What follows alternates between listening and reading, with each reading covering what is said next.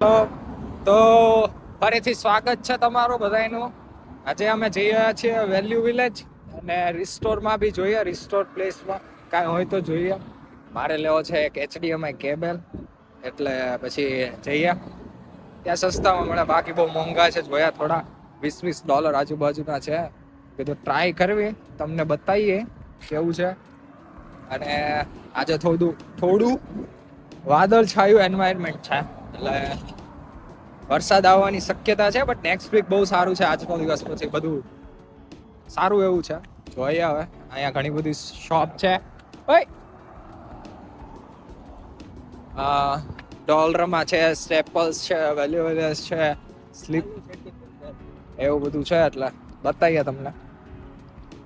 આ સ્ટેપલ્સ છે જ્યાં જયભાઈ કામ કરે છે, અને 10% ડિસ્કાઉન્ટ મળે સ્ટેપલ્સમાં. સ્ટેશનરી ને એવી બધી આઈટમો મળે, બટ બહુ મોંઘી હોય, કોસ્ટલી, બહુ જ કોસ્ટલી. આમ ગણો ને તો નોર્મલ કરતા 3-4 ગણા ભાવ હોય.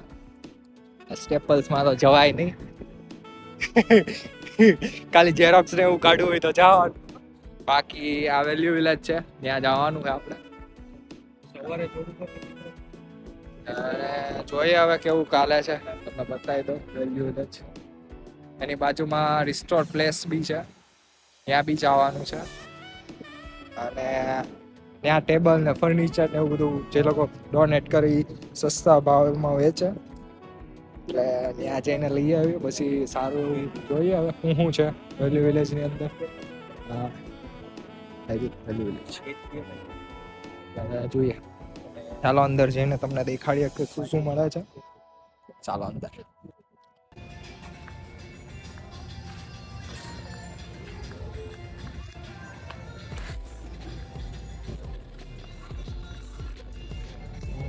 કીબોર્ડની પ્રાઇસ કેટલી છે? 849.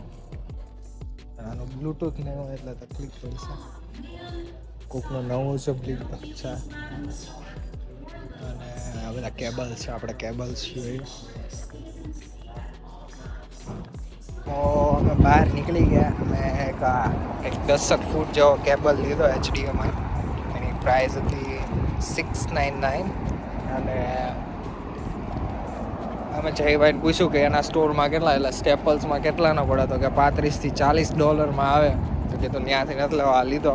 આની કોઈ ગેરંટી તો ના હોય, બટ ના ચાલે તો રિટર્ન દઈએ કે, અને એની જગ્યાએ બીજી કોઈ વસ્તુ લઈ શકીએ.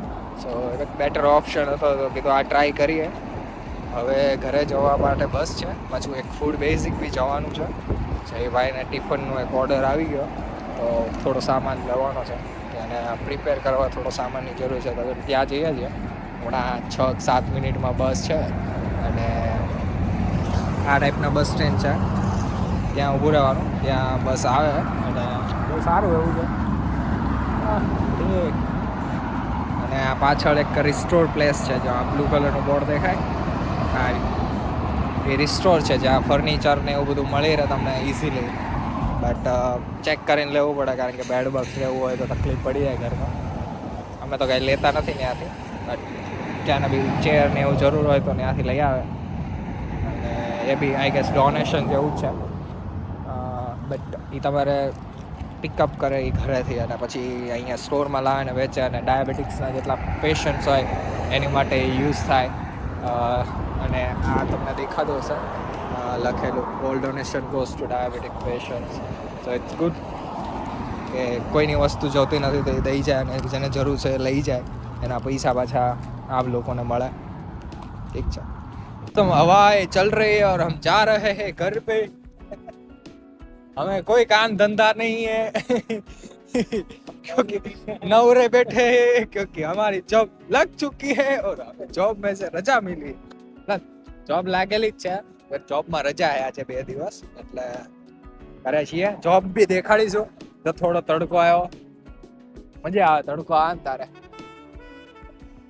હા, આ તમને દેખાય ટેનિસ કોર્ટ છે, જ્યાં અત્યારે આઈ ગેસ ક્લીનિંગ નો આ કોઈ રમે જ છે. હવે કોઈએ જો કોકની સાયકલ બૂચ મરાણી, કોઈની સાયકલ ગઈ આજે. હોમલેસ. આ સિટી આખું એક મીટરોઇડ પર બન્યું છે, એટલે બહારથી આવેલો ઓલા પર. અને આને વર્લ્ડ નો આઈ ગેસ નિકલ સિટી કે એમ સૌથી વધારે નિકલ અહીંયાથી બહાર નીકળે. બીજા વિશ્વયુદ્ધના ટાઈમમાં અહીંથી 80% જેટલું નિકલ અહીંથી જ નીકળતું હતું.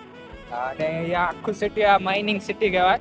જો તમારા કોઈની માઇનિંગની જોબ હોય અને માઇનિંગમાં જોબ કરવા આવતા હોય તો અહીંયા બેસ્ટ ઓપોર્ચ્યુનિટી મળી રહે. એ બહુ મોટી મોટી ખાણો છે જે ઇન્ટરનેશનલ લેવલ પર કામ કરે. બટ નિકલ નહીં, બીજું કાંઈ નહીં. બીજું કાંઈ નથી અહીંયા. હા હા, ગંજેડી છે થોડા ઘણા. પંગો લેવો હોય તો લેવાય, બાકી ચાલે. અને થોડું ગ્રીનરી વાળું બહુ વધારે પડતું જ છે આજુબાજુ. અને આઈ ગેસ બહુ બધા લેક છે. 300-350 જેવા લેક છે કે આજુબાજુ, આ સિટી ની આજુબાજુ. તમારે ફરવા જવું હોય તો ગમે ના જઈએ કે એવું બધું.